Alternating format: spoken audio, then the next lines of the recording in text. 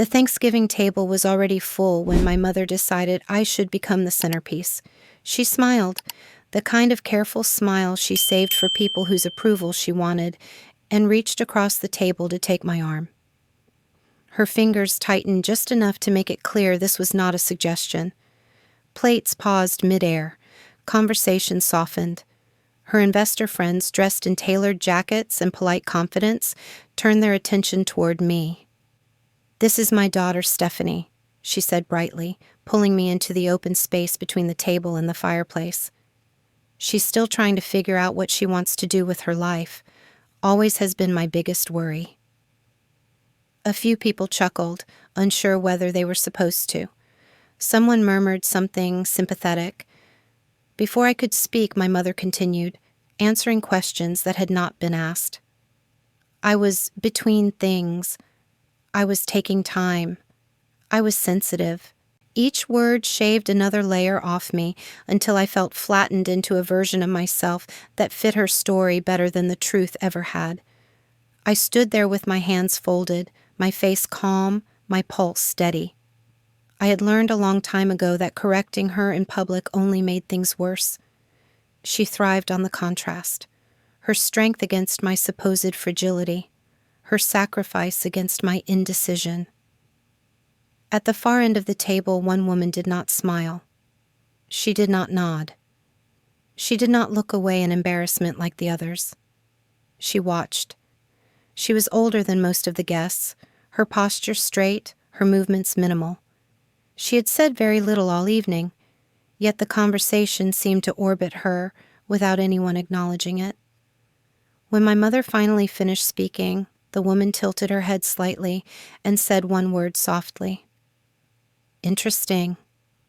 The room froze. Even my mother hesitated, her smile faltering for the briefest moment before she laughed it off and guided me back to my chair. Conversation resumed, louder than before, as if noise could erase what had just happened. But something had shifted. I could feel it in the way the air pressed against my skin, in the way that single word lingered long after it was spoken. This was not the first Thanksgiving my mother had hosted. She had made a ritual of it since moving to the quiet suburbs of Lake Oswego, Oregon. Every year the table grew more elaborate, the guest list more strategic. Friends blurred into colleagues, colleagues into potential partners. Holidays were no longer about family.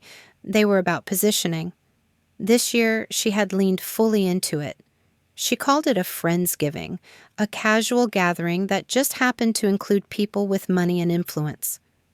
I had arrived a little late, slipping into my seat without announcement, content to stay at the edges. That was where I had learned to exist most comfortably, until she pulled me into the light. From the outside, my mother was impressive. A single parent who had built a second act for herself through sheer determination. People admired her resilience, her discipline, her ability to command a room. They saw what she wanted them to see. A woman who had given everything and asked for nothing. They did not see how carefully she curated the roles around her, or how necessary my silence was to maintaining the image. I had played my part for years, the daughter who never contradicted, the one whose life could be summarized in vague phrases that suggested potential without ever allowing it to threaten her authority. It was easier for everyone that way, especially her. As the meal continued, I barely tasted the food. I answered a few polite questions when they were directed at me, all of them deflected or reframed by my mother before I could finish a sentence. Each interruption landed with practiced ease. This was not cruelty born of anger. It was precision. I found myself glancing down the table again toward the woman who had spoken. She met my eyes briefly, then looked away, as if she had already seen enough. There was no pity in her expression, no curiosity either, just assessment. By the time dessert was served, I felt hollowed out, not hurt so much as clarified. When I excused myself early, citing a headache, my mother barely looked up. Her attention had already moved on to her guests, to the next conversation, the next opportunity. Outside, the night air was cool and sharp. I sat in my car for a moment before turning the key, my reflection staring back at me from the dark windshield. I had walked away from many rooms like that one before, telling myself it did not matter. This time felt different. For the first time, someone else had witnessed the role I had been assigned, and the way she had said that single word told me she understood exactly what she was looking at. I drove home knowing, with a certainty that settled deep in my chest, that this was not the end of the story. It was the point where someone else had started paying attention. I left my mother's house before the coffee was poured, my excuse rehearsed and bland. A headache. Too much noise. She nodded without looking at me, already leaning toward someone else, already mid-sentence. The door closed behind me with a soft final sound that felt heavier than it should have. The drive home was quiet. No music, no calls. Just the hum of the road and the echo of her voice repeating certain phrases the way they always did. Still figuring things out. Always been my biggest worry. Words she had polished over years until they sounded almost affectionate, almost reasonable. I was not crying. That surprised me. I had expected the familiar sting, the slow burn of humiliation that usually came later, once I was alone. Instead, there was a flat, exhausted calm. The kind that comes when something old finally shows its shape clearly enough that it stops hurting and starts informing. By the time I reached my apartment, the night had settled in fully. I kicked off my shoes, set my bag down, and stood in the dark kitchen without turning on the light. I replayed the moment at the table again, not searching for what I could have said, but noticing how smoothly she had done it, how prepared she had been. This was not a slip. It was a performance.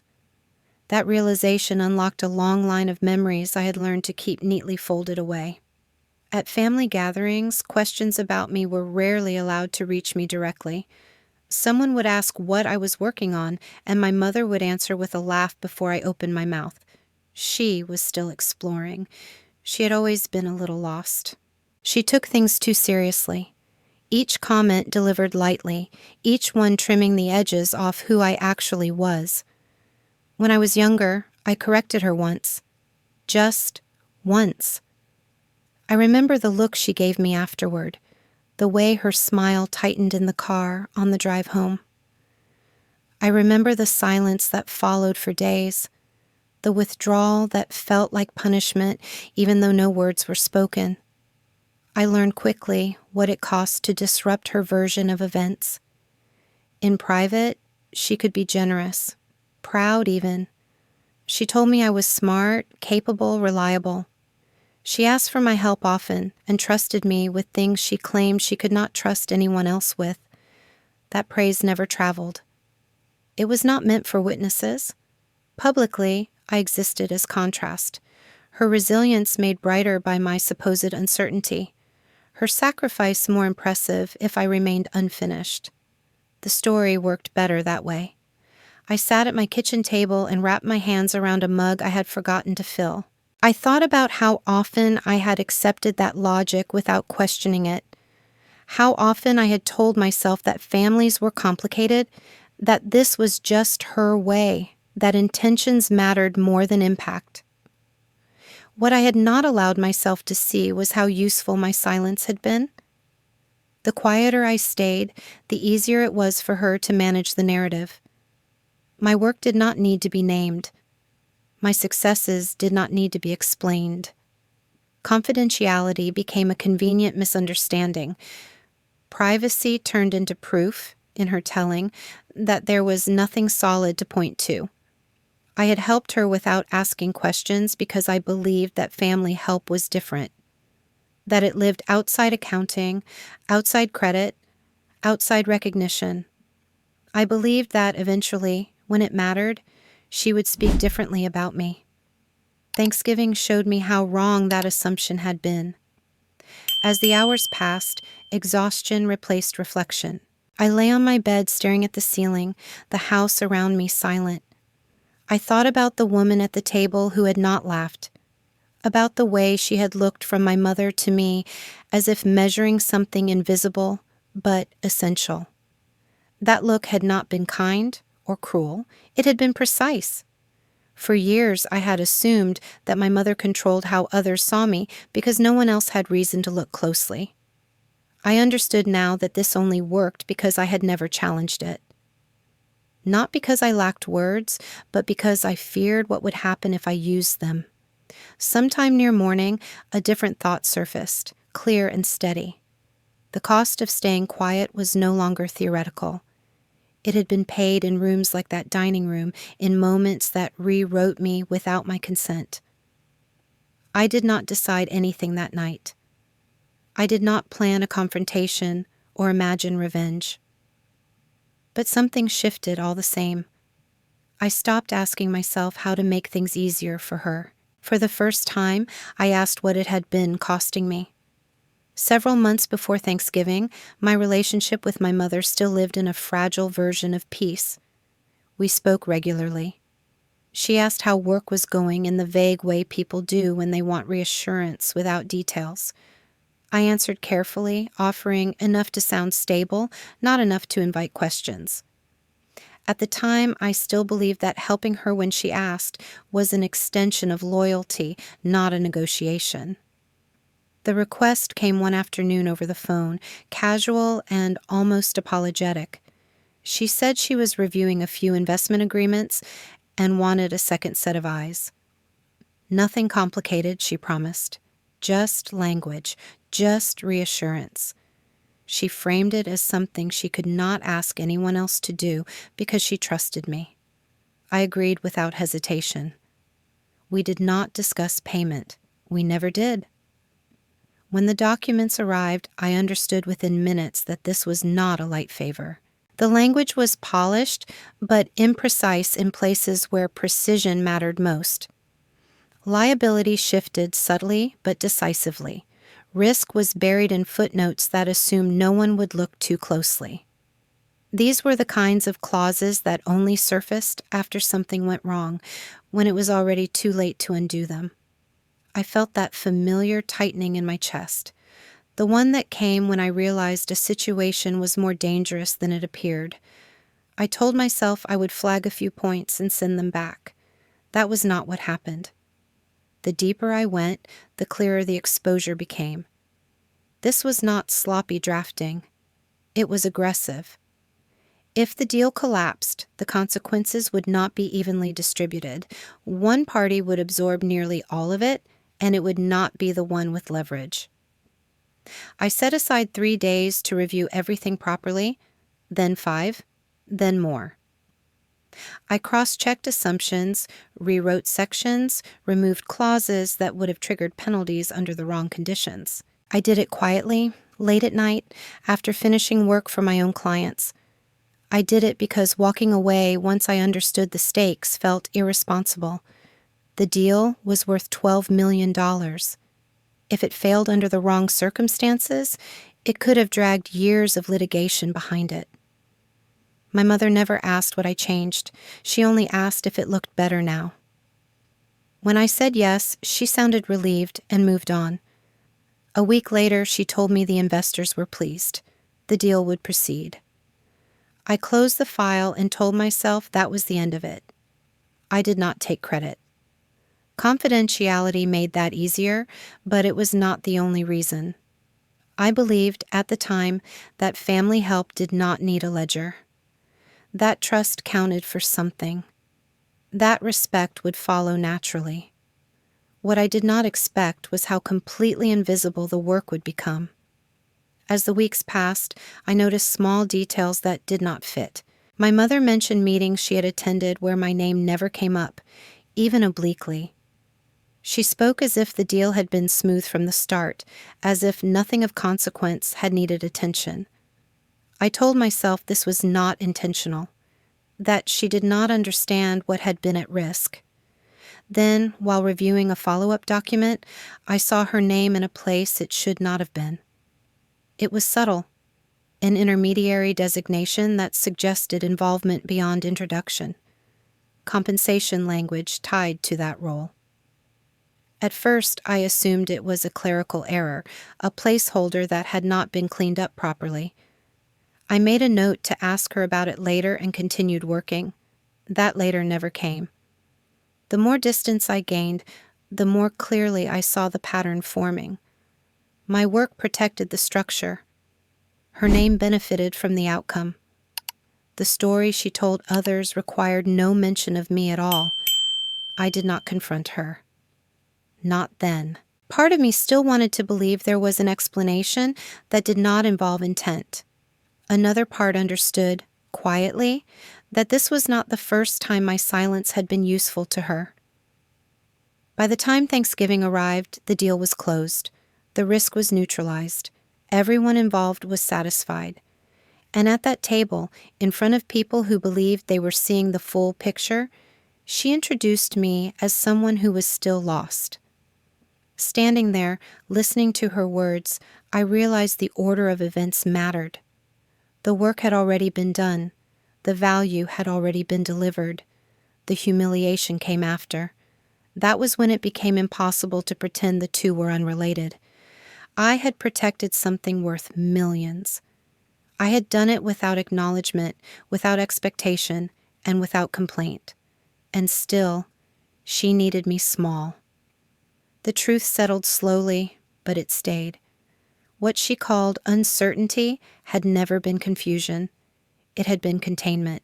3 days after Thanksgiving, I stopped waiting for an apology I knew would never come. I did not call my mother. I did not replay the evening again.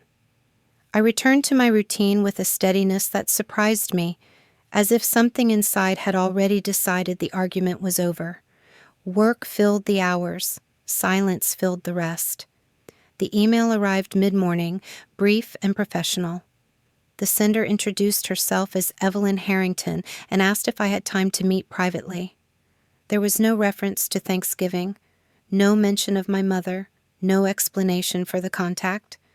Just a time and a place suggested with the expectation that I would understand the importance of responding promptly. I did. We met in a quiet conference room overlooking the river, neutral and unadorned. Evelyn arrived exactly on time. She did not waste words on pleasantries. She studied me the way people do when they are deciding whether to trust what they see. She asked about my work, not in broad strokes, not in the polite way meant to invite modesty. She asked precise questions, the kind that assumed competence and expected clarity in return.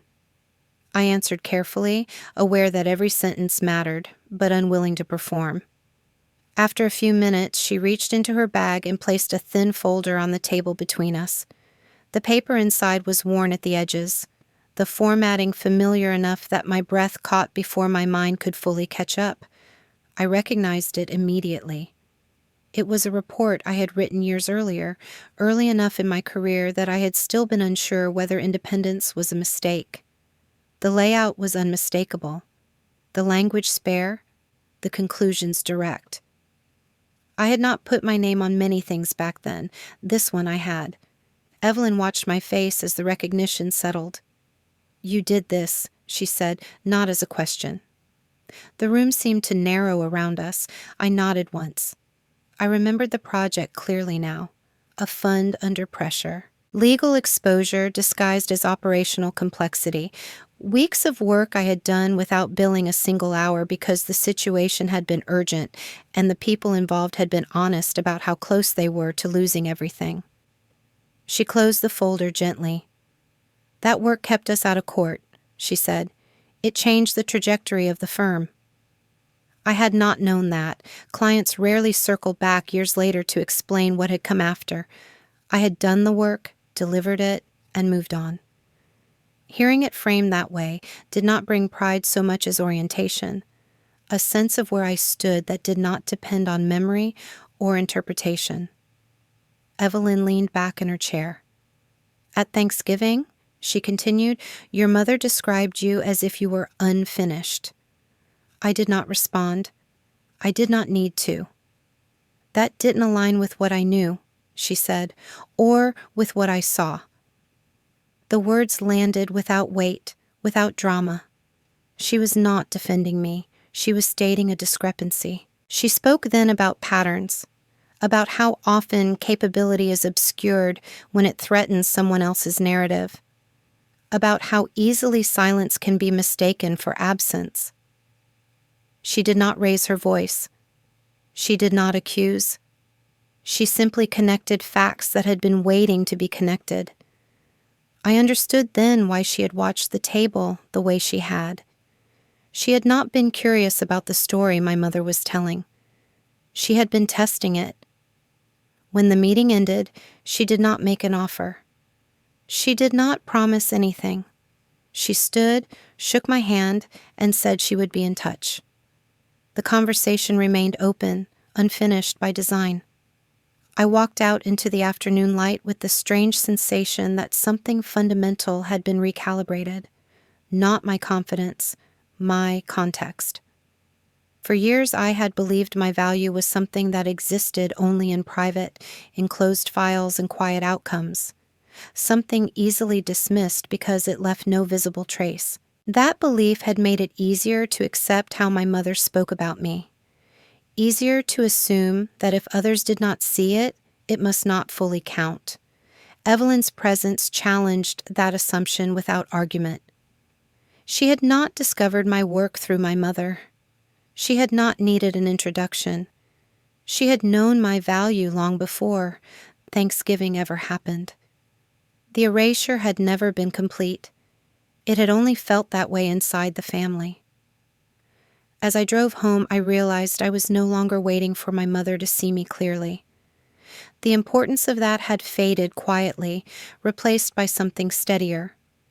A recognition that did not ask permission. Thanksgiving had not been the end of something fragile. It had been the moment a different set of eyes began to pay attention. The contract arrived the following week, precise in its language and unembellished in tone. Evelyn did not frame it as an opportunity or a favor. She described it as a need. Her fund was expanding into new technology investments, and she wanted an independent advisor focused on contract risk and compliance. The term was 18 months. The scope was clearly defined.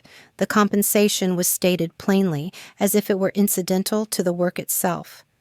I read every line twice. There was no mention of my mother, no indirect acknowledgement of Thanksgiving or the past. The agreement stood on its own merits, detached from family and history. That was what made it decisive. This was not recognition as correction. It was recognition as baseline. I asked questions about authority, about independence, about boundaries. Evelyn answered each one without hesitation. My role would be advisory, not political. I would not be asked to soften findings or shield relationships. If something did not hold up, it would be addressed through process, not persuasion. When I accepted, there was no celebration, no sense of arrival, just alignment. The quiet satisfaction of stepping into a space that matched the way I already worked. The difference became apparent immediately. Access to documents was structured, records were consistent, responsibility was assigned clearly, not implied. There were systems in place to prevent exactly the kind of ambiguity I had been navigating privately for years. It was not warmer, it was cleaner. Within the first few weeks, patterns began to emerge. Nothing dramatic, no single line item that screamed misconduct, just small inconsistencies that repeated too often to be coincidence, intermediary fees that did not align with market standards, names that appeared across unrelated transactions, compensation tied to introductions rather than outcomes. My mother's name surfaced more than once. At first, I assumed it reflected her role as a connector, the way she liked to describe herself. But the frequency was unusual. The amounts were not. They suggested a structure, not a courtesy, a system that rewarded proximity without accountability. I did not feel anger when I saw it. I felt confirmation. I documented what I found and passed it along through the proper channels. No commentary, no emphasis. The numbers spoke for themselves. Evelyn reviewed them without reaction and expanded the scope of the review quietly, bringing in additional oversight without announcing it. That was when my mother called. Her voice was light, conversational. She asked how work was going, whether I was busy, whether I seemed tired. She mentioned hearing that Evelyn's fund was growing and wondered if I had noticed how intense things could get at that level. I answered carefully, offering nothing that could be interpreted as reassurance or warning. The conversation drifted, stalled, and ended without resolution. The second call came 2 days later. This time her tone shifted. She spoke about sacrifice, about the years she had spent building something from nothing, about how hard it was to trust people in environments where loyalty mattered. She reminded me subtly of everything she had done for me. I listened without interrupting. When she finished, I said very little. I did not argue. I did not defend myself. I did not explain my role or my obligations. I told her I was working and that I hoped she was well. Then I ended the call. The urge to warn her surfaced briefly, instinctive and old. A reflex shaped by years of stepping in quietly to prevent fallout. But that instinct belonged to a version of me that no longer applied. Warning her would have compromised the integrity of the work. It would have turned process into favoritism. I did not do it. Evelyn never asked me to. She never needed to. Her trust was implicit, grounded in consistency rather than reassurance. She did not frame what was happening as personal. She treated it as what it was, a review of systems that would either hold or fail. As the weeks passed, the review deepened. External auditors were consulted. Documentation was cross-referenced.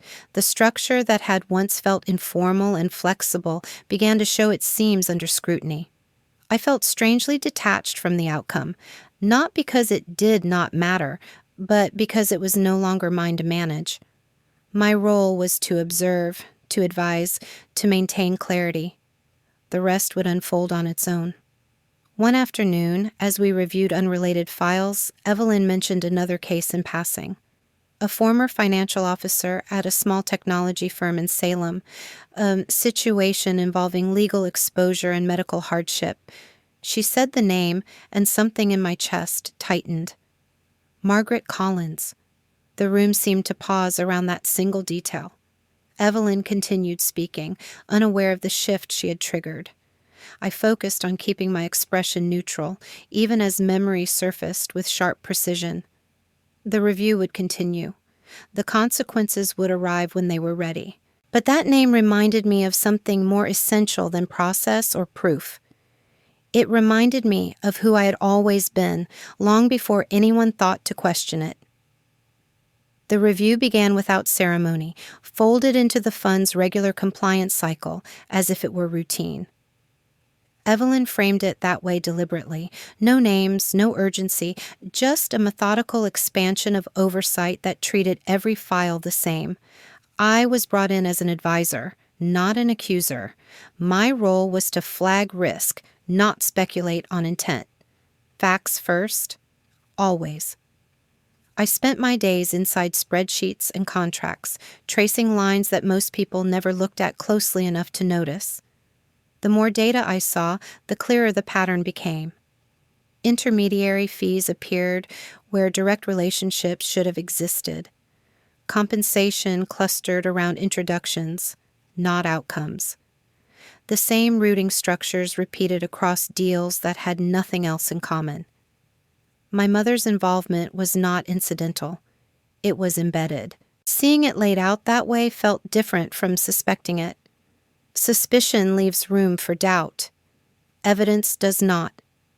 There was a cold clarity in watching the numbers align, each entry reinforcing the last. This was not a misunderstanding or a one-time lapse in judgment.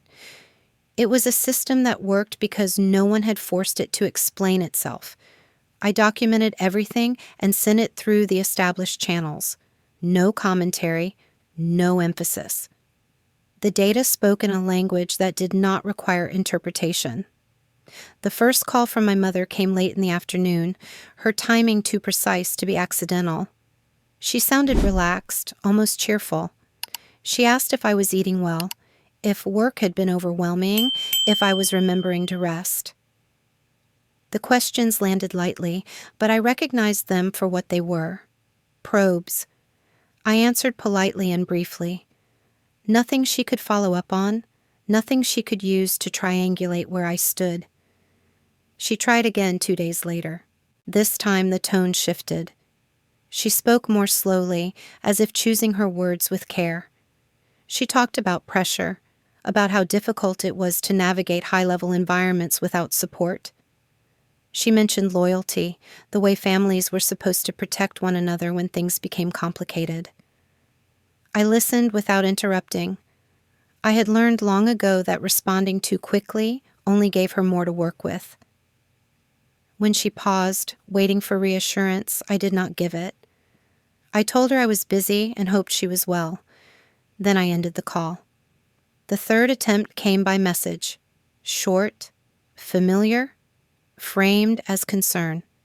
She asked if everything was all right between us. I did not respond. That was the line I had never crossed before.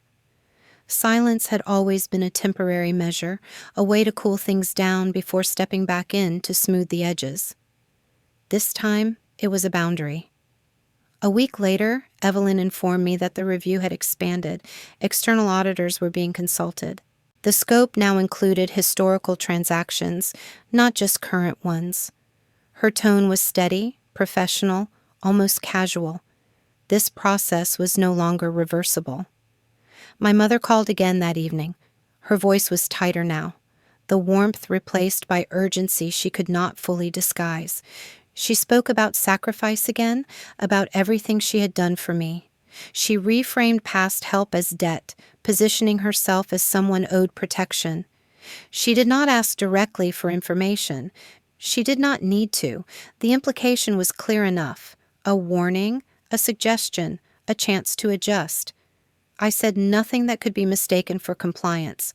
I did not argue or accuse. I did not explain my role or mention the review. I told her I could not discuss work matters and wished her well. There was a pause on the line, long enough for me to picture her recalibrating. Then she hung up. After that, the contact stopped. The silence that followed felt different from the ones I remembered.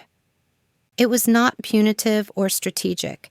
It was fear edged with calculation. She had reached the limit of what emotional leverage could accomplish. Evelyn kept me informed as the process moved forward, never sharing conclusions prematurely. Her updates were concise, the audit trail was clean, the discrepancies were consistent. The next steps were procedural. One afternoon, as we reviewed files unrelated to the current review, she mentioned another case. A former financial officer at a small technology company in Salem. A situation involving legal exposure, illness, and an unusual restructuring. She said the name casually, without emphasis: Margaret Collins. I felt the shift immediately, a tightening just below my ribs. Memory surfaced with a sharpness that surprised me.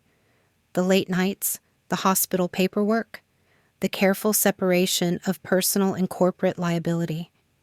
Evelyn continued speaking, unaware of what she had opened. I focused on keeping my face neutral, even as the weight of that earlier choice settled back into place. That situation had never intersected with my family. It had existed outside all of this, and yet hearing the name now reframed everything. The numbers had spoken clearly. The evidence was doing its work. But there was another story waiting beneath the surface, one that had nothing to do with revenge or exposure. It had to do with who I had been when no one was watching, and who I had refused to become when someone finally was. Evelyn mentioned Margaret's name as if it were just another file, another footnote in a long list of resolved risks. We were sitting across from each other in the same quiet conference room, the investigation humming along in the background without urgency. She referenced the case while explaining how the fund tracked legacy exposures, her voice steady, professional. I felt it before I understood it, a tightening in my chest that had nothing to do with the present moment. Margaret Collins. I kept my face still and waited for Evelyn to continue, but my attention had already shifted backward, pulled into a memory I had not revisited in years. 3 years earlier, Margaret had walked into my office with a folder clutched to her chest and an apology already forming on her lips. She was a former financial officer at a small technology firm in Salem, recently terminated, recently diagnosed, and running out of time in ways that had nothing to do with contracts. Pancreatic cancer, advanced enough that the prognosis had been delivered with careful pauses and lowered eyes. The company she had helped build was unraveling, and the board was preparing to distance itself from everything that could become a liability. Margaret's personal exposure was severe. Without intervention, she would have been named directly in claims she did not have the strength or resources to fight. She had lost her insurance when she lost her job. The math was unforgiving. She did not ask for charity. She asked for clarity. I reviewed her situation quickly and understood the urgency.